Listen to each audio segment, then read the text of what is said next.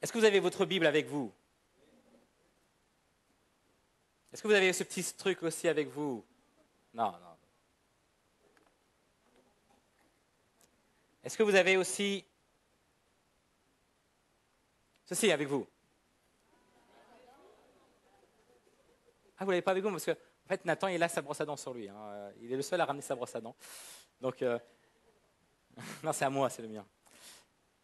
En fait, j'ai ramené une brosse à dents parce qu'on a ramené une éponge la semaine dernière. Je me suis dit, il faut ramener un objet. Donc, voilà. Donc, la semaine prochaine, tu prêches aussi. Donc, à toi de trouver un autre objet.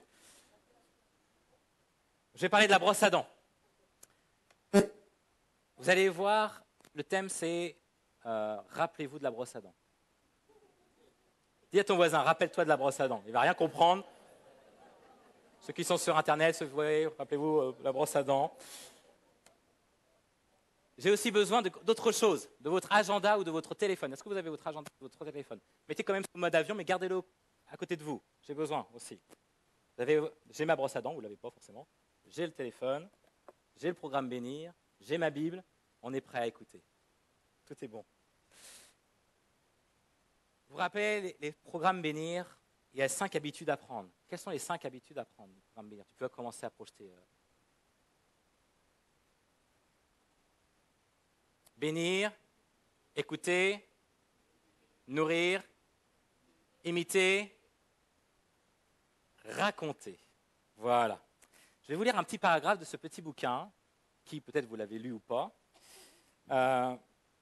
Ce guide de poche, je vous lis juste ce passage, va t'instruire sur les 5 bonnes habitudes à prendre pour être cette bénédiction.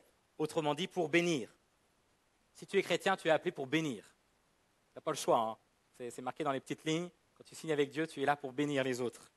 Nous croyons que ces 5 habitudes t'aideront à introduire Jésus dans ta famille, avec tes amis, tes voisins et tes collègues de manière naturelle, relationnelle et personnelle, en étant à l'écoute de Dieu et des personnes qu'il a placées autour de toi, en passant du temps avec elles, en les servant. Tu auras l'opportunité de partager la bonne nouvelle en parole et en acte là où tu vis, travailles et là où tu te détends. Qui veut être une source de bénédiction? Amen. Alors je vais prendre le truc à l'envers. Qui ne veut pas bénir ce matin? Peut-être qu'il y en a qui ne veulent pas bénir. Qui ne veut pas imiter Jésus? Ça va. Qui ne veut pas raconter les témoignages aux autres? On est tous d'accord. On veut tous être une source de bénédiction, on veut tous imiter Jésus, on veut tous raconter notre témoignage, mais qui pense que c'est difficile de le faire? Moi, j'avoue, des fois, ce n'est pas évident. On peut être sincère. Allez, soyons sincères, qui pense que ce n'est pas évident de bénir tout le temps les autres? C'est vraiment pas évident. Donc, à la fois, on veut être une source de bénédiction, mais de l'autre côté, on a du mal. C'est pas évident. Des fois, on se dit, hey, Seb, Eric, Timothée, vous êtes gentils, mais déjà, moi, je n'ai pas le temps pour moi. Alors, comment je vais prendre du temps pour les autres? Qui pense comme ça aussi? C'est vrai, des fois, on est tellement pris, on n'a pas beaucoup de temps. Et prendre des nouvelles habitudes, c'est compliqué. Et mon thème, c'est nos habitudes. Il y a une étude qui dit que 90%, je ne vais pas bouger, 90% de ce que nous faisons sont basés sur nos habitudes. Quand tu te brosses les dents, c'est une habitude. Le matin ou le midi, le soir, prenez du temps à vous brosser les dents. Lorsque vous prenez votre café en vous levant, vous prenez des habitudes. Lorsque vous mangez au petit déjeuner, vous avez vos habitudes aussi. Lorsque vous allez partir au boulot, vous avez aussi vos habitudes. De ce que vous devez prendre, de ce que vous ne devez pas oublier, etc. 90% de ce que nous faisons sont par nos habitudes. Moi, par exemple, j'ai une habitude, le petit déjeuner, j'aime bien avoir du pain frais le matin. Et même si je vais à 6 heures du matin à la boulangerie pour avoir mon pain frais, je vais chercher à la boulangerie mon pain frais pour l'avoir au petit déjeuner. J'ai besoin de ça, j'ai besoin aussi de mon petit jus d'orange pressé. Ça, c'est mon petit moment, c'est mes petites habitudes à moi. Voilà. On a tous de bonnes habitudes. Il y en a qui font une habitude de faire du sport, il y en a qui lire la Bible aussi, il y en a qui ont pris cette habitude-là. Et il y en a qui ont pris aussi des mauvaises habitudes. Moi, j'ai aussi, par exemple, si je prends mon petit déjeuner, je sais que mes mauvaises habitudes, c'est que je prends souvent de la pâte à tartiner américaine, que je ne citerai pas la marque, très célèbre, qui commence par nu et qui finit par Tella. Ah, c'est allemand? Ok, allemand. Donc, ce n'est pas forcément évident. Il paraît qu'il y a plein d'huile de palme dedans, c'est pas très bon, mais j'aime ça. Et c'est des mauvaises habitudes par rapport à ça. Je n'ai pas dit la marque, hein. On a bien dit. Hein. John Maxwell disait la chose suivante. Il dit, c'est un pasteur américain, il dit, si tu veux progresser dans ta vie, change tes habitudes quotidiennes. C'est normal parce qu'on est tellement pris, à 90% de nos habitudes, on est tellement pris par plein de choses que si on doit changer quelque chose, c'est d'abord nos habitudes. C'est ça qui fait notre journée. Il y a un article qui est paru, il y a un article qui est paru et qui dit que si tu veux faire le choix de changer tes habitudes aujourd'hui, si tu prends aujourd'hui une nouvelle habitude, en 5 ans, tu peux lire 60 livres. Non, il est en mode avion.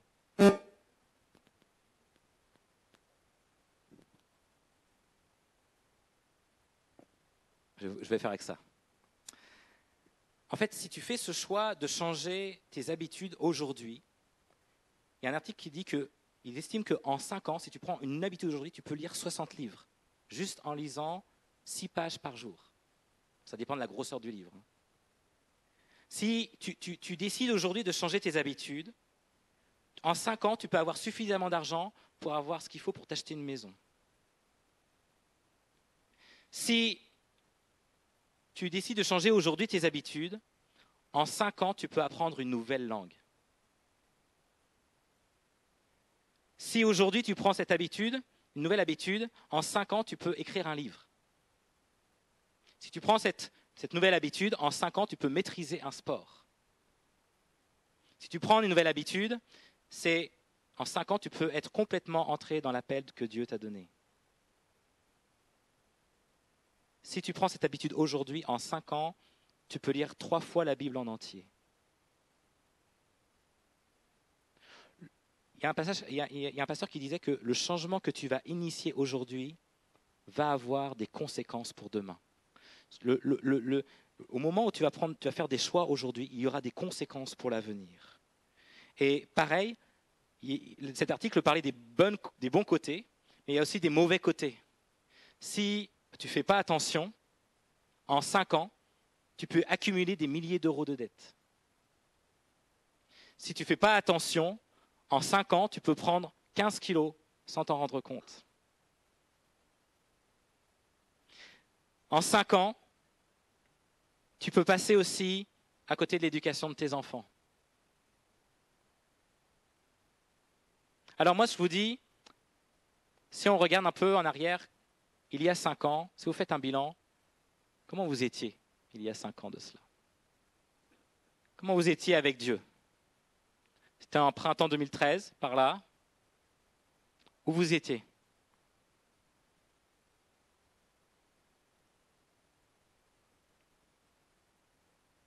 Et une autre question, c'est dans 5 ans, en printemps 2023, si tu prends des décisions aujourd'hui, où tu vas aller?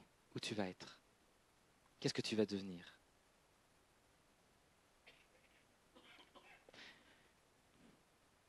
Mes amis, je vous pose la question, quels sont tes objectifs? Quelle est ta mission? Qu'est-ce que tu veux faire? Tes objectifs et ta mission vont influencer tes habitudes. Tout dépend de ce que tu vas chercher. Si tes objectifs, c'est ta famille, alors tu vas tout faire pour le bien-être de ta famille. Tu vas travailler, tu vas subvenir leurs besoins, tu vas passer du temps avec eux, tu vas tout investir pour ta famille. Si c'est cela ton objectif, si c'est cela ta mission, tu vas investir là-dedans. Si tes objectifs, c'est profiter de la vie parce que tu n'as plus qu'une vie, eh ben, tu vas profiter de partir en vacances, tu vas profiter de voir plein de choses, de visiter plein de choses. Et peut-être en 5 ans, tu vas visiter plein de choses extraordinaires. Si tes objectifs sont d'aider les autres, alors tu vas t'investir dans des associations, tu vas t'investir à droite, à gauche, pour pouvoir aider les autres à être un bénévole. Tout dépend de ta mission et tes objectifs. Tout dépend comment tu te projettes. Quelle est ta manière de vivre. Enfin, il manque un petit mot, mais c'est pas grave. Voilà, ton souhait de vivre. Je ne sais pas, il y a un mot bien particulier, mais je suis sûr qu'il y en a qui va me crier dans quelques secondes, ce mot-là. Leitmotiv, oui, bravo. 1 point pour la dame. Ah, ma femme. 2 points pour ma femme. Ma chérie, je t'aime. Si tes objectifs, c'est ta femme. Enfin, bref. Ok, alors, Jésus avait des objectifs, mes amis. Jésus avait une mission. Il savait pourquoi il était sur terre et il était très conscient, même à l'âge de 12 ans. Regardez dans Luc 2, verset 49, il est marqué, alors que ses parents cherchaient Jésus pendant 3 jours, ils ne savaient pas où il était. Jésus, alors qu'il avait que 12 ans, il dit à ses parents, pourquoi me cherchez-vous? Ne savez-vous pas qu'il faut que je m'occupe des affaires de mon Père? Il savait déjà quel était son objectif, il savait déjà quelle était sa mission. Il savait où il allait. Et il répétait souvent, lorsque vous regardez la Bible, Jésus répétait souvent sa mission, il répétait souvent quels étaient ses objectifs. Dans Luc 4, versets 18 et 19, l'Esprit du Seigneur est sur moi parce qu'il m'a consacré par onction pour annoncer la bonne nouvelle aux pauvres. Il m'a envoyé pour guérir ceux qui ont le cœur brisé, pour proclamer aux prisonniers la délivrance et aux aveugles le recouvrement de la vue, pour renvoyer libres les opprimés, pour proclamer une année de grâce du Seigneur. Il savait. Il a été consacré pour cela. Il savait sa mission. Dans Jean 4, verset 34, Jésus leur dit, « Ma nourriture est de faire la volonté de celui qui m'a envoyé et d'accomplir son œuvre. » Il va rappeler toujours.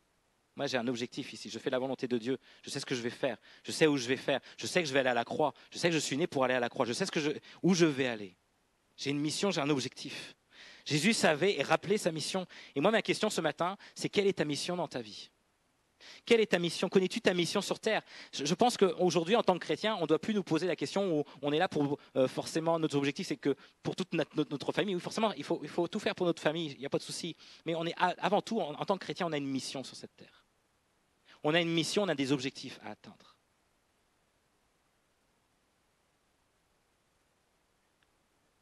Moi, je connais ma mission. Lorsque j'étais adolescent, on m'avait prophétisé que j'allais être pasteur un jour. Et j'ai grandi. Dieu m'a vraiment conduit d'une manière incroyable. Et je connaissais cette mission. J'ai aussi encore pendant mon mariage 2 prophéties qui ont été données dans ce sens-là. Et je savais que Dieu me préparait pour cette mission. Je savais quelle était ma mission, je savais quels étaient mes objectifs. Je savais que Dieu me préparait à travers la louange. Je savais qu'il y avait quelque chose que je devais développer à travers cela et au niveau de l'enseignement. Et je savais que je n'allais pas rester ici en France, quand j'étais en France. Je savais que j'allais partir. Parce que Dieu m'avait dit en janvier 2013, il m'avait parlé dans mon cœur et j'en ai parlé avec ma femme. Il m'a dit, ça va être le moment où je vais t'envoyer. Je ne sais pas quand j'allais partir, mais j'en parlais avec Sabrina et je disais, Dieu va m'envoyer, ça va être le moment de le servir, je ne savais pas où. Et 4 mois plus tard, Dieu a ouvert des portes au niveau de la Belgique. Et Dieu m'a confirmé maintenant, je veux que tu sois en Belgique. J'ai une mission pour toi ici. J'ai un projet pour toi ici. Et je ne partirai pas de ce lieu tant que je n'ai pas accompli ma mission. Je pense que chacun de nous, on a une mission à accomplir. Je ne crois pas que Dieu a des chouchous. Je crois que Dieu, chacun de nous, veut susciter des objectifs, veut susciter une mission, veut que tu sois consacré pour lui. Il y a quelque chose que Dieu veut pour toi.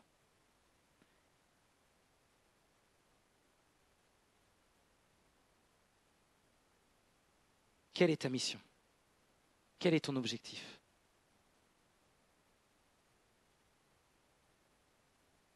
Alors, le deuxième point, c'est comment changer tes habitudes. Parce que prendre de bonnes habitudes, c'est de mettre en priorité, de prendre des habitudes qui te permettent de rentrer dans ta mission. Lorsque tu vas changer tes habitudes par rapport à ta mission, tu vas permettre de changer les choses et tu vas savoir où tu vas aller. Et quand tu vas changer tes habitudes, là, Dieu va te construire tranquillement. Alors la première étape, vous devez savoir renoncer à vous-même. J'en ai parlé hier avec Insté. Lorsque Dieu m'a demandé de venir ici en Belgique, j'étais bien entouré. J'avais des amis, j'avais de la famille, on était bien. Ma femme, on avait la mer à côté, les mouettes, la plage. C'était vraiment joli. Et J'avais aussi des amis, des frères, enfin j'en ai toujours, hein, j'ai des amis, j'ai des frères, mais on passait du temps. Oh, merci mon ami. Tu veux aussi que j'arrête de parler, c'est ça? J'ai du discernement. Hein. Non, je rigole. Merci Nino. Mais lorsque je sais plus où j'en étais. La plage, la mer, voilà, c'est ça. Ah, vous vous souvenez de ça? Hein. Qu'est-ce que j'ai dit avant? Vous savez pas, hein, c'est ça. Et en fait, oui, je prenais du temps. J'avais des amis où on prenait du temps à prier ensemble. On prenait du temps, on avait vraiment un lien. Et quand on se retrouve, on avait ce lien qui était fort. On prenait du temps à partager, à échanger la foi. Et toutes les semaines, on prenait du temps à prier. Et on prenait ce temps à grandir. On était entouré par une famille incroyable, avec des amis incroyables. On était bien. Mais on savait que Dieu allait nous amener ailleurs. On savait que Dieu, il nous avait préparé. Il nous a dit, mais c'est pas ici que j'ai besoin de toi. On savait rapidement avec Sabrina que c'était pas au Havre. Pourtant, on était bien. Mais Dieu nous a préparés parce qu'on a appris à renoncer à nous-mêmes. On a appris à renoncer à mes objectifs, à ma mission, à ma manière de voir les choses, pour prendre la mission que Dieu a pour moi, pour prendre les objectifs que Dieu a pour moi. Et la première des choses que tu dois apprendre, c'est de renoncer à toi-même. Prendre de bonnes habitudes avec Dieu commence par renoncer à soi-même. C'est marqué dans Matthieu 16, verset 24. Jésus dit, si quelqu'un veut venir après moi, qu'il renonce à lui-même, qu'il se charge de sa croix et qu'il me suive. Vous vous rappelez de la vidéo? On ne peut pas venir à Jésus sans renoncer à nous-mêmes. Tu ne peux pas à la fois avoir le beurre et l'argent du beurre. Tu ne peux pas dire, moi je veux suivre Jésus, mais je ne renonce pas à moi-même. Il y a comme une paralysie. Il y a comme quelque chose que ce n'est pas normal. Si quelqu'un veut venir après moi, si quelqu'un veut venir après Jésus, la première chose, tu dois renoncer à toi-même. Tu dois apprendre à cela. Ça, c'est très important. Dieu ne veut pas qu'une partie de toi. Il ne veut pas que, comme on l'avait dit tout à l'heure, il n'y a pas que le dimanche matin ou que quelques temps de prière. Dieu veut tout de toi. Dieu veut que tu te consacres à lui pleinement. Tu ne peux pas dire que tu donnes tout à Dieu si tu lui consacres peu de temps. Tu ne peux pas dire que tu renonces à toi-même si tu te préoccupes de plein de choses de ce monde qui te touche et qui te chamboule et qui te préoccupe. Tu dois recentrer tes objectifs avec celles de Dieu. Si c'est Jésus, Jésus t'a jamais obligé à le suivre. Il t'a jamais forcé, c'est toi qui as décidé de le suivre. Mais si tu as accepté de suivre Jésus, tu acceptes de renoncer à toi-même.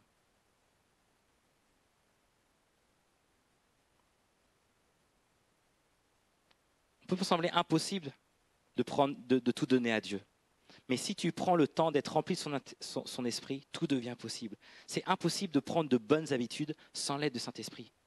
Tu dois prendre de bonnes habitudes et le Saint-Esprit va être là.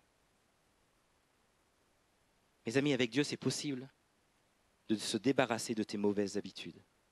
Avec Dieu, c'est possible de te débarrasser de tes dépendances. Avec Dieu, peu importe ce que tu es en train de vivre, c'est possible d'avoir dans 5 ans une vie que tu ne reconnaîtras même pas aujourd'hui. Il y a 5 ans de cela, mes amis, il y a 5 ans de cela, ce que je vous avais parlé en janvier 2013, j'étais encore au Havre. Et c'est là où j'ai eu mon appel, en mai 2013, où Dieu me dit, c'est maintenant que tu vas être pasteur. Avant janvier 2013, je pensais, lorsque Dieu m'avait dit que j'allais être pasteur, et tout le monde n'est pas obligé d'être pasteur un jour, hein. Il y a plusieurs choses que Dieu veut nous donner, mais en tout cas pour mon cas, lorsque Dieu m'a dit que je vais être pasteur, moi je croyais que j'allais être pasteur quand j'avais peut-être 50 ans, 60 ans, 70 ans. Je pensais que je dis, oh, j'ai encore le temps, je verrai bien. Et au moment où Dieu me parlait en janvier 2013, et il me parlait vraiment profondément, je dis, maintenant prépare-toi, ça va être le moment. Je disais à Sabrina, mais je ne sais pas si je vais être prêt déjà. Je ne sais pas si ça va être le moment. Je ne sais pas si moi je vais être prêt parce que je ne me sens pas prêt. Je ne pensais pas, je pensais qu'encore continuer à grandir avec Dieu, tout simplement. Et en fait, on se sous-estime souvent, on en parlera tout à l'heure. Et je ne me sentais pas capable d'y arriver. Mais lorsque Dieu te dit c'est le moment, lorsque tu as accepté de renoncer à toi-même parce que tu refuses que tes pensées te tourmentent ou quoi que ce soit, tu acceptes les objectifs et les missions que Dieu t'a données, tu es dans la paix. Et tu sais qu'il va y avoir des bénédictions derrière. Mes amis, aujourd'hui je suis en Belgique. Malgré la plage, les mouettes, les cocotiers, non il n'y avait pas de cocotiers, mais malgré cela, je n'ai pas envie de retourner au Havre. Je suis bien ici. Je suis heureux d'être là parce que je sais que Dieu me met ici. Vous pouvez en parler avec ma femme. Des fois, on a eu des moments pas évidents ici en Belgique, vous ne l'avez pas vu. C'était des moments de souffrance qu'on a eus, et on le cachait parce qu'on ne comprenait rien à la Belgique. Désolé, mais il y avait des choses qu'on ne comprenait pas tout de suite, qui est normal pour vous, mais quand on vient dans notre pays, il fallait s'adapter. Bon, ce n'est pas non plus le Togo, hein, ce n'est pas non plus une grande différence, mais il y avait un temps d'adaptation, et parfois, avec ma femme, moi, j'étais en pleurs, je dis mais je ne comprends pas, je n'arrive pas à comprendre. Mais non seulement j'avais à la fois cette souffrance qui était là de ne pas comprendre ce pays, mais aussi cette paix qui était là. Et qui me disait, mais Dieu veut là. Et j'étais vraiment dans une paix incroyable. Si quelqu'un veut me suivre après moi, qu'il renonce à lui-même et qu'il se charge de sa croix. Et qu'il me suive. Dans Romains 12, verset 2, j'aime beaucoup ce passage. Il dit, ne vous conformez pas au monde actuel, mais soyez transformés par le renouvellement de l'intelligence, afin de discerner quelle est la volonté de Dieu, ce qui est bon, agréable et parfait. Ce passage, mes amis, nous dit que parfois, il nous dit vraiment que le monde que l'on vit aujourd'hui, le monde actuel, a son système de pensée. Il dit voilà, ne vous conformez pas à ce monde parce que ce monde a leur manière de penser, a une manière de faire les choses. Il dit faites attention au monde, à son système de pensée, mais laissez Dieu vous donner son système de pensée. Je vais vous donner un exemple. Les problèmes, mes amis, ce sont les habitudes de ce monde. Le monde nous pousse à vivre sans penser aux autres. Vas-y, tu peux mettre l'image. Alors que Dieu nous pousse à être une bénédiction pour les autres. Tu peux mettre l'image, voilà, comme ça. Le monde nous pousse à moins communiquer avec les autres, à être dans le monde virtuel. Moi, c'est incroyable, plus les gens sont jeunes avec qui je travaille, et plus j'ai du mal à communiquer avec eux. Pourtant, ils sont très dans les textos, dans les messages, ils sont très dans la communication. Et on voit bien que la communication est de plus en plus difficile. Et pourtant, le monde, on n'a jamais autant de communication qu'aujourd'hui. Alors que Dieu nous pousse à être attentifs aux autres. Le monde nous pousse à s'isoler des uns des autres. Alors que Dieu nous pousse à être accueillants, peu importe les préjugés, peu importe qui est la personne, de nourrir, d'être là, de prendre soin des autres. Le monde nous pousse à être notre propre chef, à faire comme bon nous semble. Baby boss. Alors que Dieu nous demande de renoncer à nous-mêmes et d'imiter Jésus. Le monde nous pousse à faire face, à nous taire face à notre témoignage. D'en avoir honte même, on a honte de dire notre témoignage. Alors que Dieu nous pousse à être des témoins. De raconter ce que l'on vit. Les habitudes de ce monde nous impactent dans notre manière de vivre les choses. On est moulé, on est moulé dans notre manière de faire. Il y a des habitudes que nous avons ici. Qu'est-ce qui pollue ta mission que Dieu t'a donnée? Qu'est-ce qui pollue dans ce monde ta mission que Dieu a mis en toi? Réveille-toi. C'est le moment de se réveiller. Là, on est dans Romains 12, mais dans le chapitre suivant, dans Romains 13, c'est marqué cela. Cela est d'autant plus important que vous savez quel temps nous vivons. C'est l'heure de vous réveiller enfin du sommeil, car maintenant, le salut est plus près de nous qu'au moment où nous l'avons cru. La nuit est bien avancée, le jour s'approche, débarrassons-nous donc des œuvres des ténèbres et revêtons les armes de la lumière. Conduisons-nous honnêtement, comme en plein jour, sans orgie, ni ivrognerie, sans immoralité, ni débauche, sans dispute, ni jalousie, mais revêtez-vous du Seigneur Jésus-Christ et ne vous préoccupez pas de votre nature propre pour satisfaire vos convoitises. C'est le temps, mes amis. C'est le moment de se réveiller. C'est le moment d'être semblable à Jésus. C'est le moment d'arrêter d'être tiède. Ce n'est pas évident. Ce n'est pas évident, mais c'est le moment. Je vous ai donné le premier conseil, c'est de renoncer à soi-même. Et de revoir tes objectifs. Le deuxième temps, c'est faire ce changement dès maintenant. Il y a un dicton qui dit « Demain commence aujourd'hui si tu veux être différent d'hier ». Il y a un autre dicton qui dit « Plus tu attends longtemps pour faire quelque chose que tu devrais faire maintenant, plus les probabilités réelles que tu ne le feras pas grandissent. » Déjà, on dit, c'est pas le moment, je me sens pas capable, je vais pas y arriver, je sais pas. Il y a tellement de pensées, on va pas y arriver. On se dit plein de choses dans nos têtes, on va pas aller plus loin. Il dit oui, on verra ça plus tard. Je sens que je vais faire, mais pas encore au moment, pas encore tout de suite. Chaque fois, qui est d'accord avec moi? À chaque fois qu'on dit, moi j'ai été touché par la louange, j'ai été touché par la prédication, j'ai été touché par un message, et je vais sortir différemment, et je rentre et je change pas. Qui est d'accord? On est d'accord avec ça. Souvent, on se dit, ouais Seigneur, maintenant j'ai pris cette décision, je vais changer. Aujourd'hui, j'ai changé, je vais prendre des bonnes habitudes. On essaye de tenir et rien ne fait. Ce n'est pas évident. Je vous parlais tout à l'heure du pasteur John Maxwell. Son père lui disait, il y a 5 grenouilles sur une branche qui flottent sur un lac. 4 décident de flotter. Il en reste combien? Combien?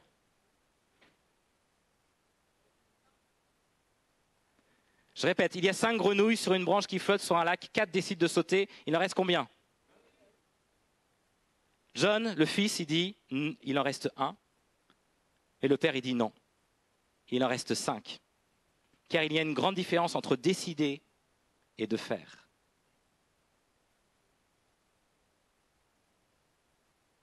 Souvent, on est comme des grenouilles. Oui, j'ai décidé de faire ça, mais on reste toujours sur notre branche. Oui, je vais sauter, mais je reste toujours là. Est-ce que vous êtes d'accord avec moi? Est-ce que vous êtes d'accord que ce n'est pas évident? Alors aujourd'hui, je vais être très pratique. Vous allez voir, je sens vraiment que si vous êtes avec moi, je peux vous dire qu'il y a des choses qui vont changer dans cette église. Je ne sais pas, je ne veux pas être présomptueux par rapport à ça, mais je sens vraiment le Saint-Esprit me diriger par rapport à ce moment-là. J'ai lu plusieurs articles de psychologie qui est très intéressant, et la plupart sont d'accord. Je vais juste montrer un passage d'un article sur la psychologie qui dit que, ainsi, l'intention seule n'est pas suffisante pour modifier nos habitudes. Même les psychologues disent l'intention seule n'est pas suffisante pour modifier nos habitudes. Et le meilleur moyen de mettre un terme à nos mauvaises habitudes est d'éviter le contexte qui les déclenche. La première chose, mes amis, c'est biblique en plus, ce genre de choses. Parce qu'il te dit, évite les choses qui peuvent... Si ton œil est pourtant un défaut, arrache-le.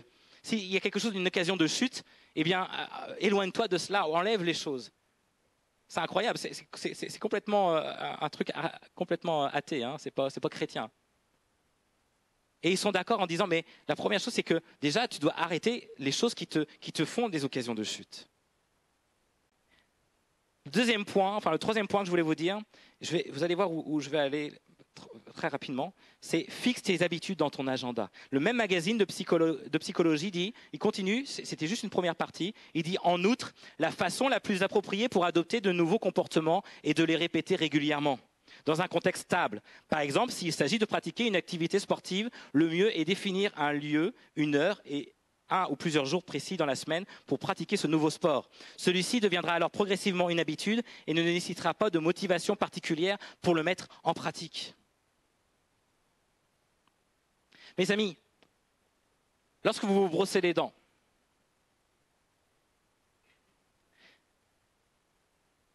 au début, ce n'était pas évident quand vous étiez petit. Vous avez vos parents qui disent, va te brosser les dents. Moi, j'ai ma fille, à chaque fois, elle va se brosser les dents, 3 secondes, hein. Elle revient, ça y est. Je dis, non, tu dois encore te brosser les dents. Mais j'ai fait mes dents. Non, il faut que tu brosses encore tes dents. Tu as fait les dents du fond. Alors elle repart, elle va se brosser les dents, 5 secondes après, ça y est. Non, tu dois... Alors on est chaque fois lui dire, mais elle ne veut pas se brosser les dents. Si elle peut se coucher directement sans se brosser les dents, elle va le faire. Hein. Et quand vous étiez petit, ce n'était pas évident de se brosser les dents. Maintenant, je pense que votre maman et votre papa ne vous téléphonent pas pour dire, est-ce que tu t'es brossé les dents ce soir? Ou sinon, il y a un souci. Mes amis, au début, de prendre de bonnes habitudes, ce n'est pas évident. Ça montre, il faut une discipline. Au bout d'un moment, il faut réfléchir, il faut se dire, ah oui, il faut que je me brosse les dents, il faut que je prenne ce moment-là. C'est pas évident. Et puis au bout d'un moment, on se brosse les dents naturellement. Moi, ça m'arrive des fois, vous savez ce que j'aime? C'est quand je rentre dans mon lit, j'aime énormément d'être dans mon lit et enfin d'être dans ma journée et être allongé. Et là, je suis bien au chaud, je suis dans ma couette, je suis tranquille, tout va bien. Et là, d'un coup, je me dis, je me suis oublié de brosser les dents. Et je sais très bien que je vais mal dormir. Parce qu'il y a quelque chose qui va me gêner. Donc qu'est-ce que je vais faire? Malgré que je sois bien au chaud dans ma couette, je vais affronter le froid de ma chambre pour aller jusqu'à la salle de bain, pour brosser les dents, pour enfin être dans mon lit. Il y a un gêne, il y a quelque chose de gênant lorsque tu oublies de te brosser les dents. Moi, je n'arrive pas à dormir, il y a quelque chose qui est pas... c'est pas possible. Il faut que je me brosse les dents. Est-ce que vous êtes d'accord avec moi? Quand je suis arrivé ici en Belgique, en fait... On m'a trouvé une maison à Le Saint-Pierre. Et la première fois que je suis arrivé ici, on m'avait ramené jusqu'à la maison. Et pour que je puisse revenir ici, jusqu'à ici l'église, je ne connaissais pas la route, j'étais obligé de mettre mon GPS. Je ne connaissais rien là, du tout. Et à chaque fois, je me rappelle avec ma femme, je me suis dit, mais est-ce que c'est là? Est-ce qu'on retourne à gauche, à droite? Je ne sais pas du tout où c'est. Bon, c'était qu'à 15 minutes de route, mais normalement, ça devait le faire. Mais je réfléchissais, on réfléchissait, on ne va pas se perdre, de dire, oh, on va se perdre, on ne sait pas comment faire. Et puis après, on trouve l'église. La deuxième fois, c'est pareil. La troisième fois, c'est pareil. Maintenant, si vous voulez aller avec moi, je parle avec la personne, je vais directement à l'église sans réfléchir. Parce qu'on a des habitudes de conduite. On a pris des bonnes habitudes. Est-ce que vous êtes d'accord? Lorsqu'on va dans un lieu inconnu, on est obligé d'avoir un GPS. Mais plus tu vas y aller plusieurs fois, et plus tu en auras de moins en moins besoin.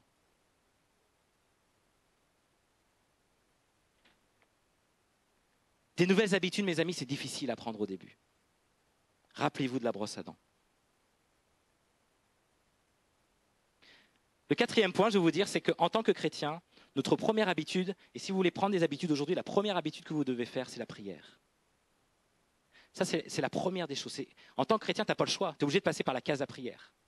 Parce que je vous rappelle que pour changer des habitudes, on a besoin du Saint-Esprit.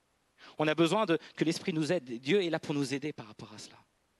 Et la première chose que tu dois savoir, c'est d'avoir cette habitude de la prière. Jésus avait cette habitude de prier. Il est marqué dans Luc 22, versets 39 à 43. Après être sorti, il alla, selon sa coutume, à la montagne des Oliviers. Ses disciples suivèrent. Lorsqu'il fut arrivé dans ce lieu, il leur dit, priez afin que vous ne tombiez pas en tentation. Puis il s'éloigna d'eux à la distance d'environ 1 jet de pierre, et s'étant mis à genoux, il pria, disant Père, voilà, etc. Mais il prenait ce temps de prier, il prenait ce temps de se mettre à part. Il est marqué aussi dans Marc 1, verset 32, le soir, après le coucher du soleil, on lui amena, en fait il avait plein de choses, il amena tous les malades, les démoniaques, toute la ville était rassemblée devant la porte, il guérit beaucoup de personnes qui souffraient de diverses maladies, il chassa aussi beaucoup de démons, il ne leur permettait pas de parler parce qu'ils le connaissaient. Vers le matin, alors qu'il faisait encore sombre, il se leva et sortit pour aller dans un endroit désert où il pria.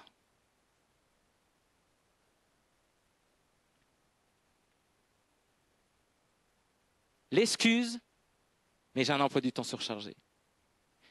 Alors je vais prendre les choses différemment. Qui n'a pas un emploi du temps surchargé, à part ceux qui sont en pension?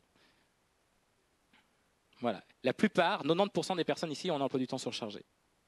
Mon emploi du temps est super surchargé. Hein. Je vous signale que lorsqu'on essaie d'avoir trouvé une soirée ou un moment, il faut attendre 2 mois avant que j'arrive à trouver un moment pour pouvoir trouver un temps pour une soirée, juste pour une soirée. Mon emploi du temps est très surchargé. On a tous des emplois du temps surchargés. Jésus avait un emploi du temps surchargé. Il y avait du monde qui venait toujours le voir. Il y avait toujours du monde qui venait de prendre des nouvelles, de venir pour être guéri, pour chasser les démons. Mais il prenait du temps, il se levait tôt et il prenait du temps pour prier. Il avait l'habitude de faire cela.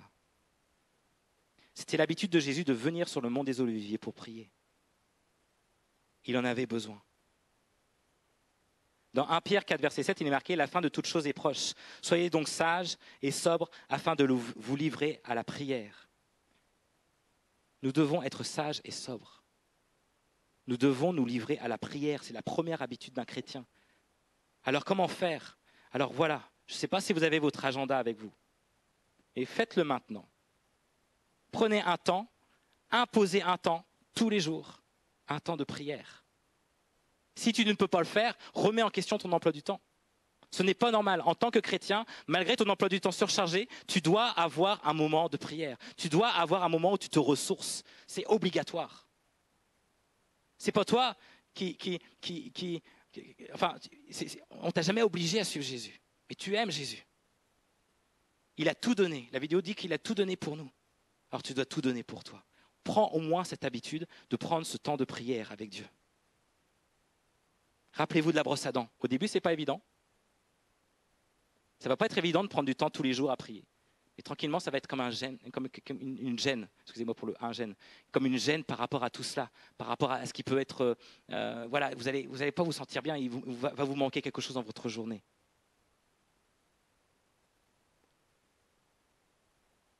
Prenez votre agenda.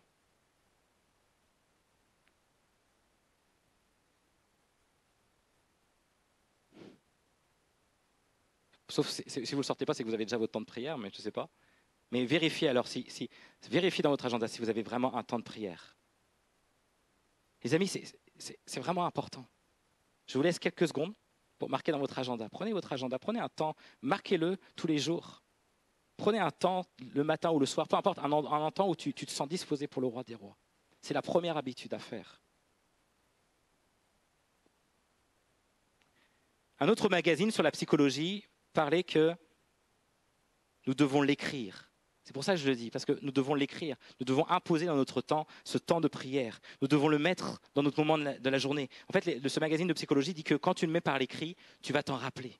C'est pas juste dire « oui, je vais le faire, je vais essayer de le faire. J'ai décidé de… » Et tu vas voir, quelques jours plus tard, c'est fini. Mets-le dans ton agenda. Comme si c'était un rendez-vous chez le dentiste. Un moment, si tu as un rendez-vous chez le dentiste, tu ne vas pas louper ton rendez-vous chez le dentiste. Tu vas y être. Ce temps avec Dieu est très important. Tu dois le prendre à part. Tu dois le marquer dans ton agenda. Ça doit être le numéro 1. Le moment le plus important, c'est ce moment-là. En tant que chrétien, on a besoin de ce temps mis à part pour le roi des rois.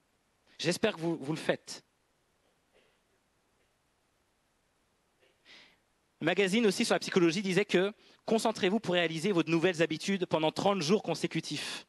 Timothée me disait, il faut 7 jours, mais beaucoup de magazines psychologiques disent qu'au niveau des nouvelles habitudes, il faut le 30 jours. Donc ça veut dire que là, au niveau de ta prière, il faut que tu le marques pendant 30 jours. Ton moment où tu dois prier, marque-le. Pendant 30 jours, tu dois essayer de tenir à cela et tu verras qu'au bout de 30 jours, ça va être une habitude pour toi.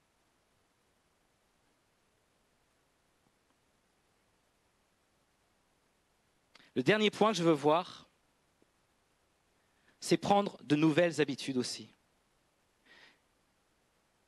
La prière, c'est la base des habitudes, mais pour prendre des nouvelles habitudes, c'est la même chose. Il y a quelques semaines de cela, avec Sabrina, on a décidé de prendre un temps, un culte en famille, de prendre ce moment de culte ensemble, avec tous les enfants. En fait, on ne le faisait pas avant, on n'y avait pas pensé, mais je sentais vraiment qu'il fallait que je prenne ce moment-là il y a quelques semaines. Et pour pouvoir y arriver, malgré mon emploi du temps surchargé, je l'ai mis. Je ne peux pas l'afficher ici, sinon je peux vous l'afficher. J'ai marqué culte en famille. Ce moment, c'est un culte en famille. Il est aussi important. Et je prends cette habitude une fois par semaine, à un moment précis. Peu importe si on n'a pas débarrassé la table, on prend ce moment. Et je prends du temps avec nous 5, avec Manon, avec Eliane, avec Elona, avec Sabrina, avec moi. On est là dans mon bureau et on prend du temps à lire la Bible, à prier, à louer le roi des rois. On se fait vraiment un petit culte entre nous. On prend ce petit moment-là. Nous devons prendre des habitudes. Pour prendre des nouvelles habitudes, il faut que je le fasse 30 fois. Je ne suis pas encore arrivé à 30 fois. Mais je les ai mis dans mon agenda pour que je puisse avoir cette habitude chaque semaine, pour prendre du temps dans la prière avec mes enfants. Et je vous assure, on l'a fait combien de fois 4, 5 fois depuis et juste à la 5e fois, là, on l'a fait lundi dernier. On voit nos filles changer dans sa manière de vivre, de lire la Bible, parce qu'on partage sur les points. Des fois, ils nous posent la question, et comment on fait cela? Enfin, pourquoi Jésus il a fait ça? Pourquoi il a fait ceci? Puis on prie ensemble, on loue le roi des rois. C'est même eux qui choisissent les chants, en fait. Ils disent, je veux chanter ça, et puis ça, puis après on prend un temps de prière. Et puis il y a des moments où je vois Léane qui prie. Et en fait, je les vois prier d'une manière différente. Ils disent, Seigneur, merci. On voit une évolution dans la prière. Je les ai vus qu'en 5 fois, une évolution. Je les voyais vraiment aimer le roi des rois. Et c'était beau à voir. Alors que c'est pas moi qui leur a dit. Je dis, tu dois prier comme ça. Bon, c'est pas tout le temps comme ça. Il y a des moments où il dit, bon, assis-toi, il faut qu'on soit calme. Mais il y a on voit une évolution dans la prière. Tu dois prendre de bonnes habitudes. Tu dois prendre non seulement des bonnes habitudes de lire la Bible, de prendre du temps avec Dieu, comme je l'ai dit, mais tu dois te discipliner pour avoir de bonnes habitudes. On a parlé depuis plusieurs semaines de bénir les autres, le programme Bénir. Je suis sûr que, en fait, on vous a demandé de bénir une personne connue, une personne chrétienne, une personne non chrétienne, et une de ton choix. Je suis sûr que vous avez dit, ouais, j'ai décidé de le faire, mais personne ne l'a fait. Mets-le dans ton agenda. Rappelle-toi de la brosse à dents. C'est pas évident de s'occuper des autres. C'est pas évident de prendre cette habitude. Alors, je vous laisse encore quelques secondes. Prenez votre agenda et notez des temps où vous mettez du temps à part pour commencer déjà par prier pour ces personnes-là, pour bénir ces personnes-là, ou pour donner un coup de téléphone, juste marquer, donner un coup de téléphone à un tel, ou aller voir un tel. Mettez-le dans votre agenda. J'ai peur, mes amis. J'ai peur que je parle pour rien parce que vous me regardez tous et ça me fait peur. J'ai l'impression que vous allez me dire, oui, j'ai décidé, ouais, ça va être super ce que tu me dis, Seb, ça me parle, mais en sortant, vous allez être différent. J'espère que c'est vraiment important. C'est comme ça que vous allez évoluer avec Dieu. C'est comme ça que vous allez grandir avec Dieu. C'est en prenant des bonnes habitudes. 90% de ce que nous faisons dans la journée sont faits par des habitudes. Vous devez enlever vos mauvaises habitudes. Vous devez enlever ce qui vous prend beaucoup de temps et mettre à la place des bonnes habitudes. Je fais comme si vous l'avez noté.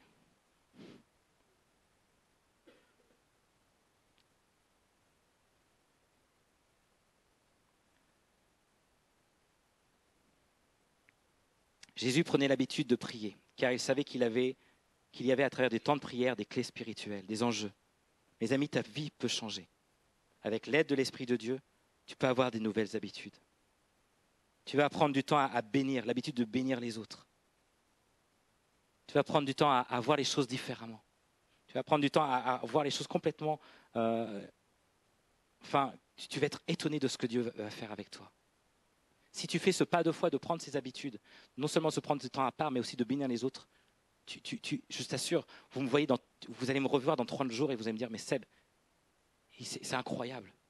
J'ai fait ce sacrifice de m'oublier, j'ai fait ce sacrifice de me renoncer à moi, de mes besoins, de travailler plus, de faire tout cela, enfin, peu importe ce que vous faites.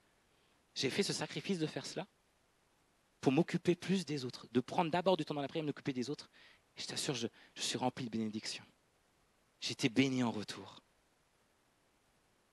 Je vais terminer, voici la conclusion. À ce moment-là, je vais demander aux musiciens et aux choristes de venir sur l'estrade. Je vous rappelle les 5 points. Comment changer tes habitudes? Revois tes objectifs.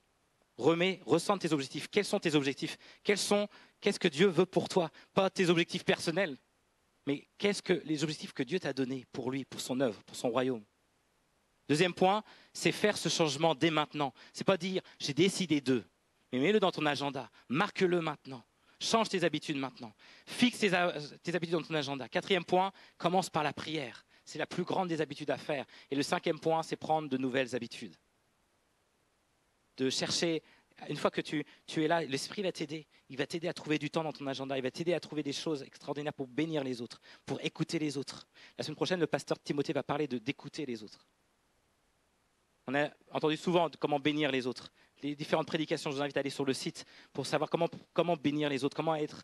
Mais c'est sûr que tu ne vas pas y arriver. Ça va être juste une bonne prédication pour vous. Ça va juste avoir ça va pas aller plus loin que cela. Mais vous devez vous imposer des temps d'habitude. Alléluia. Le dernier point que je vais vous parler, et ça c'est pas le moindre, c'est de ne pas se sous-estimer et d'avoir le regard de Dieu sur ta vie. Moi, c'était mon défaut quand j'étais petit. Enfin, j'étais jeune. Je suis encore un peu jeune, j'ai encore des cheveux blancs, mais il y a... Quand j'étais adolescent, et même quand j'étais au début de mon mariage avec ma femme, je disais, mais Seigneur, tu m'as dit quand j'étais ado, tu m'as dit quand j'étais à mon mariage, tu m'as dit que j'allais être pasteur. Et moi, je suis sorti d'une grande timidité. J'étais un grand timide, ça se voit pas comme ça. Hein. Mais je souffrais beaucoup de cela. Et le fait de dire, mais Seigneur, c'est pas pour moi. Je pensais sincèrement que ça allait être dans 50 ans. Hein. Je pensais sincèrement que quand j'allais être vieux, Dieu va me préparer, parce qu'il faut au moins 50 ans pour me préparer pour être pasteur. Ça, c'était clair. Même ma femme, elle ne croyait pas non plus. Elle pensait que ce n'était pas possible maintenant. Et Dieu, il te dit, mais c'est maintenant. C'est maintenant que tu dois faire tes choix. Demain, ça sera trop tard. C'est maintenant que tu dois changer ta manière de penser. Tu dois changer tes habitudes. Tu dois d'arrêter de te sous-estimer. Tu dois avoir le regard de Dieu sur ta vie. Le regard que Dieu a sur ta vie est différent que ton regard que tu as sur ta vie. Dieu, il a des projets pour toi. Il a une mission pour toi. Il a des objectifs pour toi. Toi, tu n'y crois pas. Mais Dieu, il croit en toi. Dans Luc 22, versets 31 à 32, il est marqué, alors que Jésus parlait à Simon et à Pierre, et dit, Simon, Simon, Satan vous a réclamé pour vous passer au crible comme le blé. Mais moi, j'ai prié pour toi afin que ta foi ne disparaisse pas. Et toi, quand tu seras revenu à moi, affermis tes frères. Jésus, il a dit à Pierre, Satan, il te veut, il t'a réclamé, mais j'ai prié pour toi. Jésus, lorsqu'il parlait à Pierre, il le voyait déjà 50 jours plus tard. 50 jours plus tard, Pierre, c'est lui que Dieu a choisi pour prêcher la Pentecôte. C'est lui que Jésus a choisi pour être la pierre angulaire. Jésus n'est pas celui qui ne voit pas les problèmes de Pierre. Vous savez, comme les mamans qui voient que leurs enfants est tout beau, tout mignon, ils font jamais de mal et ils sont pris et ils disent « Oh, mon fils, il sera jamais comme ça ». Jésus ne va pas dire à Pierre « Non, tu ne seras pas comme ça ». Il n'est pas aveuglé par des sentiments, Jésus. Jésus n'est pas aveuglé du tout par les sentiments qu'il a pour Pierre. Jésus, lorsqu'il parle, il voit Pierre dans 50 jours. Lorsqu'il parle à Pierre, il voit non seulement ses difficultés aujourd'hui, mais il voit aussi son avenir. Le problème aujourd'hui des chrétiens, c'est qu'on voit nos difficultés aujourd'hui, mais on ne voit pas l'avenir que Dieu a pour nous.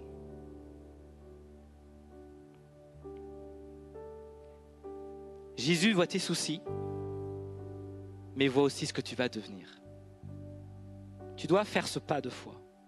Mes amis, ceux qui n'ont pas marqué dans l'agenda, ceux qui sont têtus, peut-être orgueilleux ou je ne sais pas quoi, mais je ne sais pas comment faire, je ne sais pas comment vous secouer, mais à la maison, faites ceci. Imposez dans votre agenda des temps de prière. Imposez dans votre agenda des temps où vous allez bénir les autres. Imposez des moments où vous fixez ça, et c'est les moments les plus importants. C'est plus important que ton travail, c'est plus important que ta famille. Moi, je sais que j'ai très peu de temps pour moi. J'ai énormément...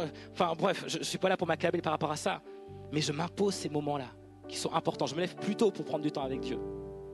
Je me lève plus tôt pour prendre ce moment. Et ce que je vous assure, je vois Dieu bénir ma vie.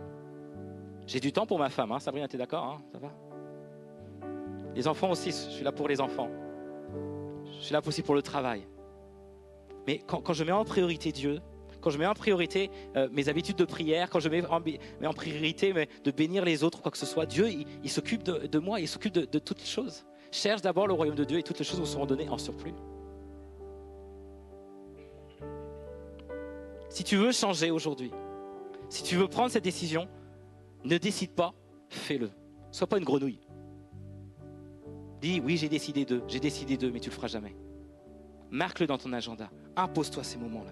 Est-ce qu'on peut se lever ensemble?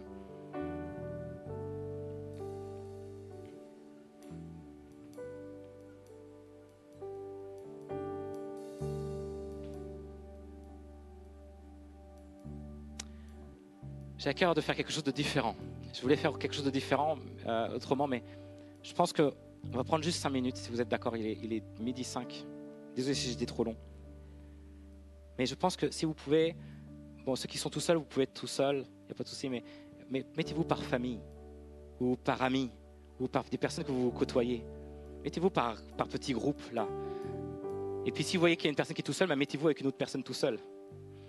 Si vous pouvez vous mettre maintenant par groupe, mettez-vous par ce petit moment, mettez-vous par ce petit moment par famille ou par amis, avec des personnes proches avec qui vous êtes des porteurs l'un à l'autre du ministère. Mettez la main sur l'épaule de celui avec qui vous êtes rassemblés. Alléluia. Seigneur Jésus. Je voudrais qu'on puisse prier par rapport à ça. Je voudrais qu'on puisse y avoir un torrent de prière et de bénédiction par rapport à ce que vous avez entendu aujourd'hui, de prendre ce choix, de dire j'ai décidé d'eux. Mais quand ce que tu vas le dire j'ai décidé d'eux, tu as un témoin en face de toi. Et il va te demander la semaine prochaine, est-ce que tu l'as fait? Vous allez prier par rapport à ça, par rapport à votre ministère. Élevez votre voix ensemble, bénissez la personne de prendre des bonnes habitudes, de prendre ces moments. Alléluia, Seigneur Jésus. Bénissez, bénissez.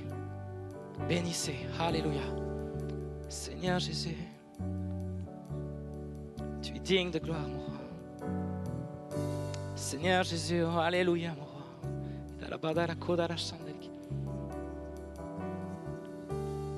Tu es digne de gloire, mon roi. Tu es digne de gloire, Seigneur Jésus. Seigneur Jésus,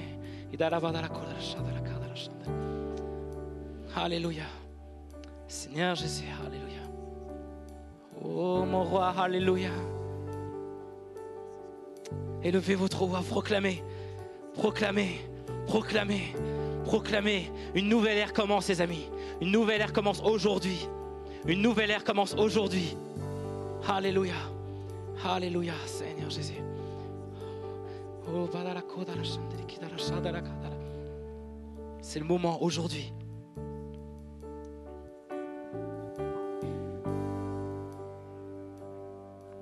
Seigneur Jésus. Alléluia. Seigneur, je te prie, Seigneur, pour ce temps. Seigneur, et tu vois que ce message, par rapport à ce message, Seigneur, et parfois on est accablé d'habitudes qui ne sont pas forcément dignes de toi et nous voulons prendre des bonnes habitudes pour toi. Nous voulons, Seigneur, que ce ne soit pas nos agendas qui nous dominent, mais que ce soit nous qui dominions nos agendas. Seigneur, nous te demandons, Seigneur, d'imposer aide-nous, Seigneur, aujourd'hui à prendre cette décision de mettre dans notre agenda des temps de prière, des temps de rencontre avec toi, comme Jésus le faisait, des temps où on est là à rencontrer le roi des rois. Et ça, je sais que ça ne va pas être évident, Seigneur, au début. Je sais que ça ne va pas être évident comme on se brosse les dents, mais Seigneur, aide-moi à tenir, aide-moi à avoir cette habitude de se ressourcer en toi. Tu es notre exemple, Père. Tu es notre exemple. Et tu l'avais fait lorsque tu étais sur la terre. Tu prenais cette habitude, tu prenais la coutume, tu prenais cette habitude de prendre du temps en prière. Et Seigneur, nous-mêmes, nous voulons prendre ce temps dans la prière. Seigneur Jésus, aide-nous aussi à prendre ce temps dans notre agenda à bénir les autres. Nous sommes appelés à bénir les autres. Seigneur, aide-nous à faire cela. Au nom de Jésus-Christ. Alléluia.